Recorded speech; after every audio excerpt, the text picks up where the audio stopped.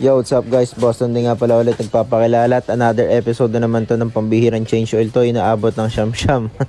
Tapusin nyo hanggang dulo, malalaman nyo kung bakit. Alright, so last change oil ko nga pala noong July 25 bago ako mag Bicol ride. So from Bicol back and forth, running 1,376 kilometers at ngayon pa lang ulit ako mag-change oil. Madalas ko din pala tong gamit pang service, na ibiyahe ko rin pala to ng Infanta Quezon at Pililla after nung few days na galing ako nag-Bicol. Hindi ko masasabing palagi ko tong gamit, bagkus ay madalas dahil this past few weeks nga ay kapapalit ko lang nito ng oil seal at fork oil. Pansin ko lang rin sa pag-drain ko ng used oil nito ay mas nangitim ang kulay kaysa sa usual. Dati kasi may pagka dark brown lang ang kulay nito, pero sa ngayon ay black or itim na talaga. Pwedeng overdue ako sa pag-payments ng aking motor dahilan para mangitim ang engine oil nito. Salamat sa panonood guys.